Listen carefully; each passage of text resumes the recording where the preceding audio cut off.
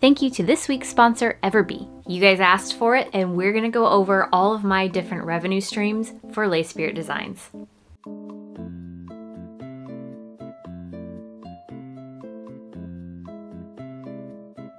Hey guys, welcome back to my channel. If you're new here, I'm Ashley, and we're in the Lay Spirit Designs studio.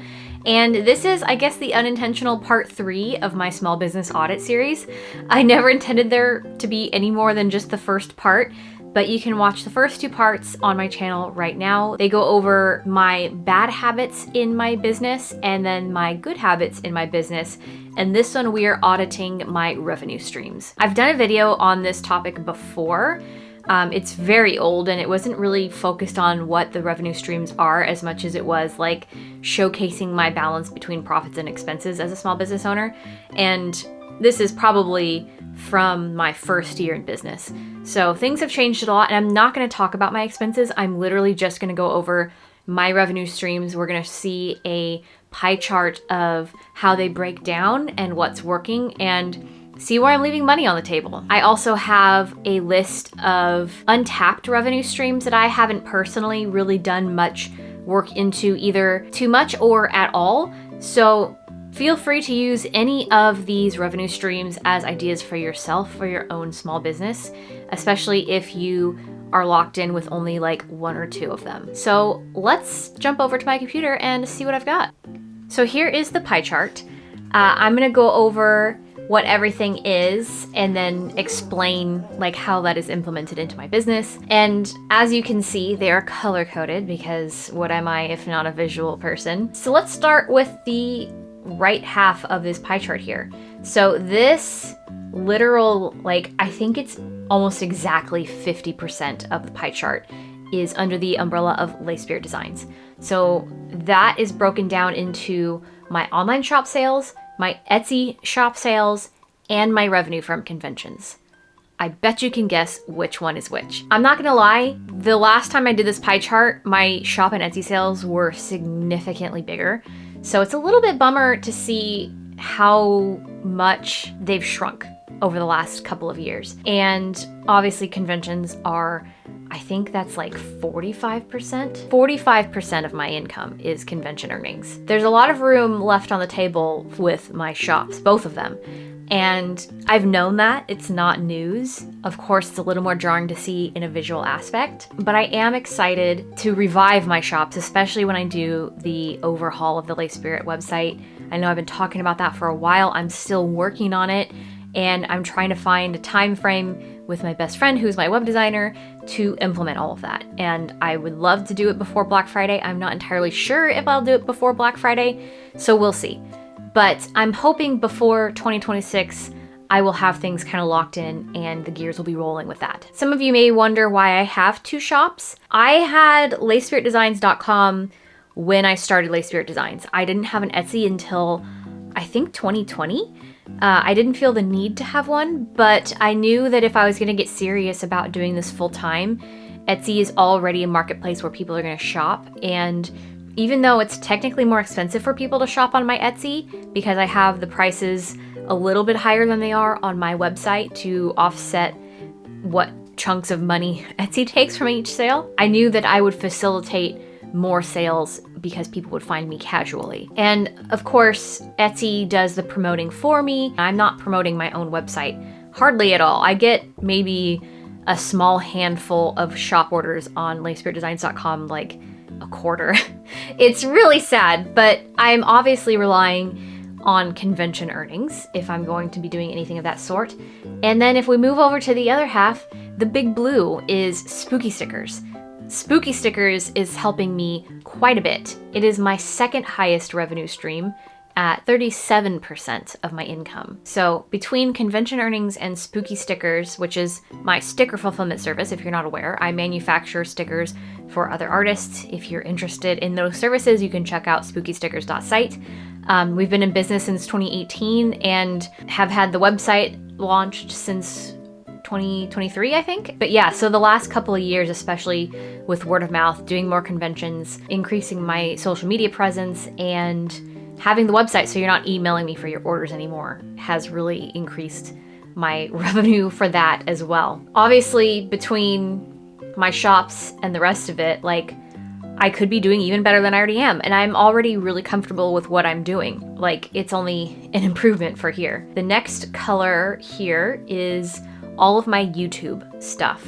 So that's broken down into 3 different segments because there's 3 different ways that I earn money through YouTube. And I'm very fortunate for that. The first pie slice is the ad revenue that I earn when you watch ads on my videos.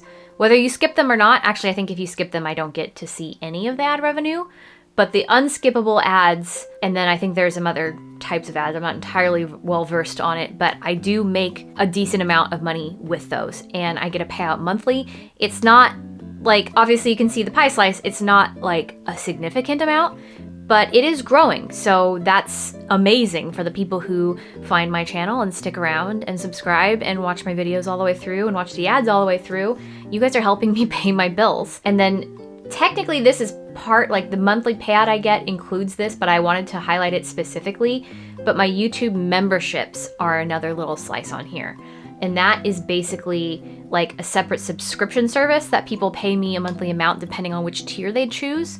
And this works a little bit like my Patreon in the sense that there's one tier that is like a tip jar. And then the second tier, which is the most popular tier, I think, is like you get to see behind the scenes of what I do with convention earnings. So you get to see the real dollar amounts for that stuff, profits and expenses, any other like details I had to say about the convention that I did. And I will actually be sharing the uncensored pie chart of this as well with my memberships. So I don't think I'm going to do a video for it, but I will be doing like a static post. So you will have to subscribe to the $2.99 level, the Artist Alley Researcher level, to see all of these numbers. And then finally, under the YouTube umbrella, I have my sponsorships. Now this has been some of my best bread and butter, and this pie slice has actually been growing quite a bit in just the last couple of months. It's helping me between my sponsorships and my ad revenue. It helps me pay my rent. So you guys are literally helping me stay afloat because everything else goes into like my other miscellaneous bills or operating costs for my businesses. So thank you everybody who is on YouTube and supporting me in this aspect because you're literally paying my biggest bills. And part of my sponsorships is with companies like Everbee, who are the wonderful sponsors of this week's video. Holiday shopping season is already upon us, and it's not too late to get your Etsy shop in order to drive those holiday shoppers to your store. With the Everbee Growth or Business Plan, you can take advantage of the Daily Trends table to research last-minute Christmas gift ideas in your niche and use your findings to give your listings or new ideas the boost they need to get seen by shoppers. We are in the trenches of Q4 of the year, and I know that the Daily Trends table is going to be an incredible game changer for getting your stuff visible on Etsy. And I know that I need to take a little bit of my own advice and sit down and work with it too to improve mine, because we just saw that my pie slice for Etsy could be much, much bigger. So definitely check out the growth and business plans for Everbee. You can check out the link in my description box below. It is an affiliate link, so you don't have to use it, but again, it will give me a little bit of a kickback and you'll be helping me and the channel grow by using it. So thank you so, so much for Everbee for being a wonderful continued sponsor of this channel. And let's get back to this pie chart. The last little segment here is my miscellaneous segment. And I'm gonna say this accounts for like 2% of the whole pie slice. This is another one that I'm leaving a lot of money on the table because there are definitely ways that I can make all 3 of these ideas work better for me. So the first one, that's the biggest purple segment, is Patreon. If you are even remotely around my Patreon or anything, I've had my Patreon paused for most of the year. I am still working on like a few months of makeup rewards, which I'm not proud of. And every time I think about it, it gives me great anxiety. But like my memberships, there are people who go there for the breakdowns of my profits and expenses for conventions and my other behind the scenes aspects of those. But I also have a sticker club, and the sticker club has been a huge point of contention for me because I love the idea of it, and I'm truly not sure if I want to continue it, if it's worth my time and energy. But something could be happening with Patreon, obviously. If I have Patreon paused, I'm not earning money from it. Unless people are signing up brand new, then I do collect their money. That's just how Patreon works. Patreon also takes a really huge chunk of money between their processing fees and then their platform fees. And then when you do a payout, then PayPal or whoever you're doing the payout through takes a huge chunk. So my big plan is to hopefully move Patreon entirely to the brand new Lay Spirit website and operate it all through there to cut those costs.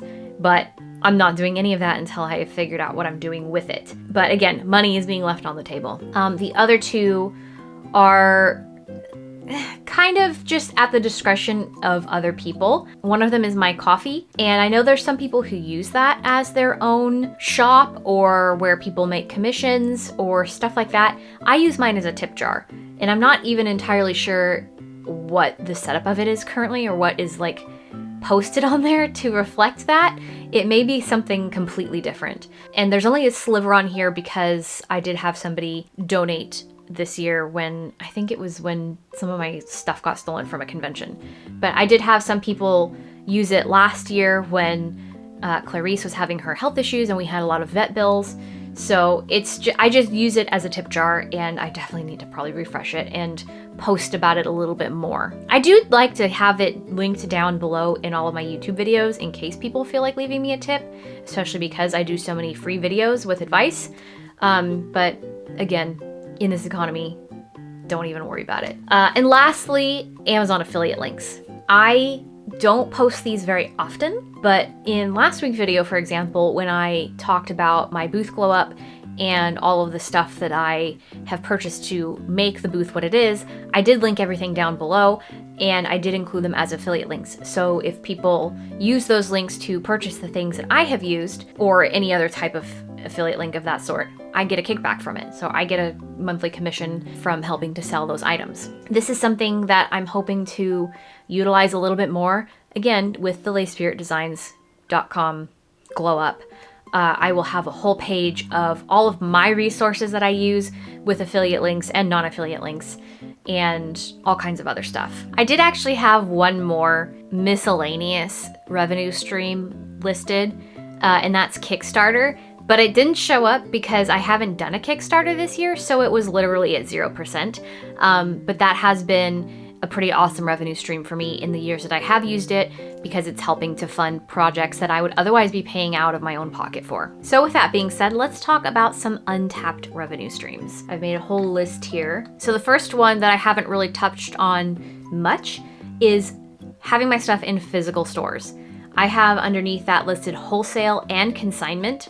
Even though I've done wholesale in the past, it has never been anything, unfortunately, that is reoccurring. And I was really trying hard for a lot of years to get accepted to be a vendor on Faire, which is a wholesale marketplace kind of like Etsy. I did finally this year get accepted, and I started to build my shop, but just completely lost my momentum, as I have been really bad about doing this year. And I also got a little bit scared because I saw other people posting how much money from their sales Faire is taking, but I can't let that stop me, because I would probably be scared by the same amount of Etsy or Patreon, and I'm still utilizing them anyways. So I think that's something that I want to put a little more effort into again, because I do think there's a lot of possibility of it being a good thing and more hands-off for me, which is what I was trying to do in 2023. And then consignment. I know there's a lot of places around that do this, and a lot of them, like Happy Bar Station, that are artist alley / small business focused. And this is just another thing that I haven't dove into. I was actually in the works with a small business. I don't even know if they're still around, but there's a small business up in the Sacramento area that had reached out to me about doing a consignment thing. But part of my hesitation with that is you are paying for a monthly space, and in some cases you're also paying for the display aspects. So if you need like peg hooks or little riser shelves like my sticker shelves, you have to provide those yourself. They don't usually provide them. And then you're just putting your inventory out there in hopes that it sells. So that was something, especially as somebody who doesn't keep a massive amount of stock of stuff, it was a little bit worrisome to do that and just have my stock laying around somewhere when I could be using it to sell at conventions. So that's something to keep in mind for that. It's certainly something I hope to explore a little bit more in the next year, but I'm not entirely sure if that's one for me. So the second point I have listed on here is social media programs. So this is gonna look like the TikTok Creator Fund and the Instagram bonus program. And I touched on these a little bit in, gosh, I don't remember which of the two. It was in one of the two other audit videos, either the bad habits or the good habits one, I'm not entirely sure. I have been a part of the Instagram bonus program, but it was taken away and I don't remember why. And I think it's like back, but I was so kind of burned from it just being taken away from us that I haven't really looked into it. And I know the TikTok Creator Fund can be quite lucrative if you have viral videos, but I've been really bad about posting short form content, so I haven't taken the time to really get serious about these. But I think if I'm seeing some kind of return on investment with posting short form content like I am with these YouTube videos, I might be a little bit more motivated to stick with them. Moving on, we have digital products next. This is something that I have been planning to do and implement into my shop for the last couple of years. I just haven't done it.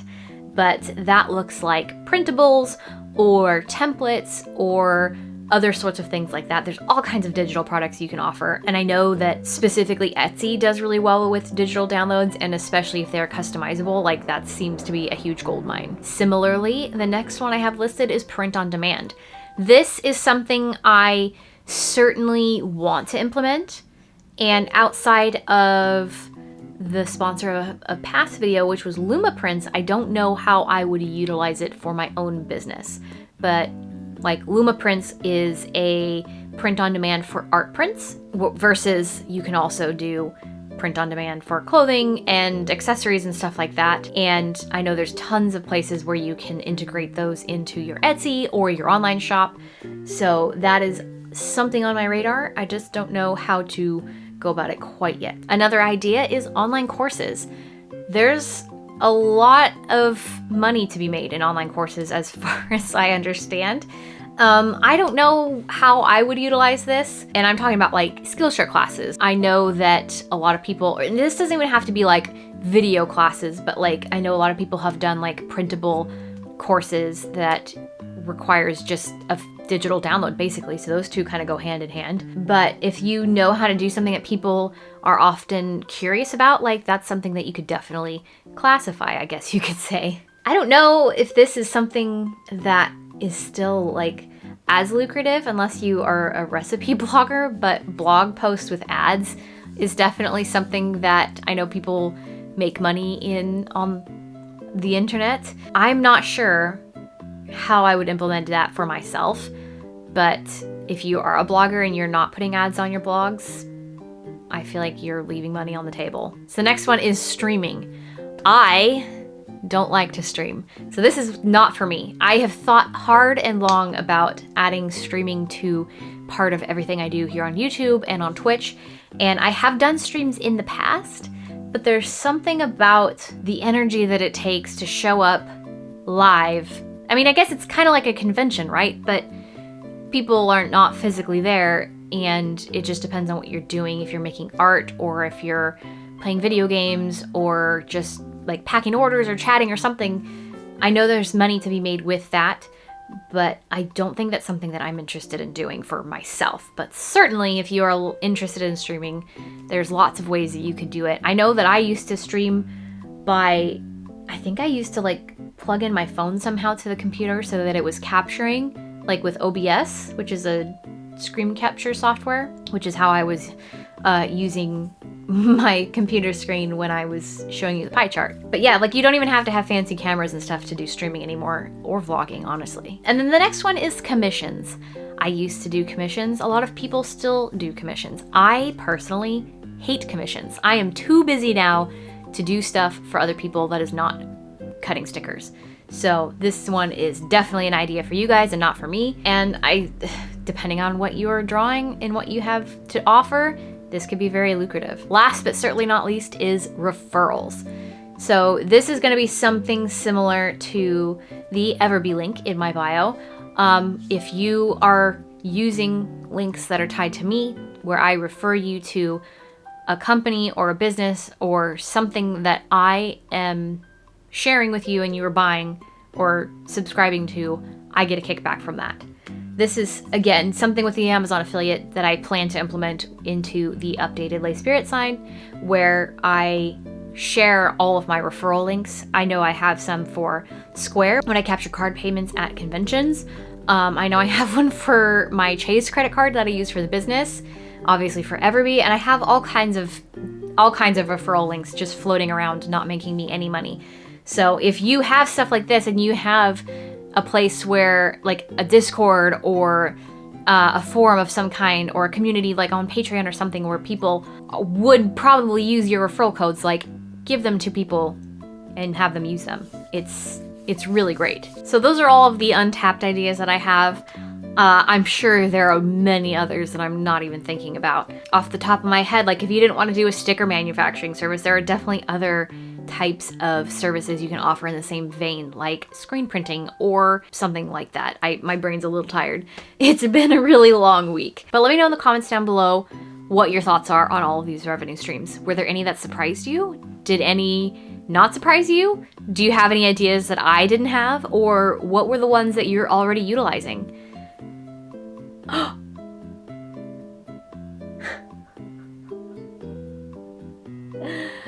What? Okay, hold on. Sorry, I just happened to look over at my email, and I guess you guys will be the first to know that I got accepted to Level Up Expo for 2026. So Las Vegas, I will be seeing you. Gosh, that's really exciting. I got waitlisted this year, and it's been a couple years since I've been, so not at all what we're even remotely supposed to be discussing. We're supposed to be wrapping up this vlog.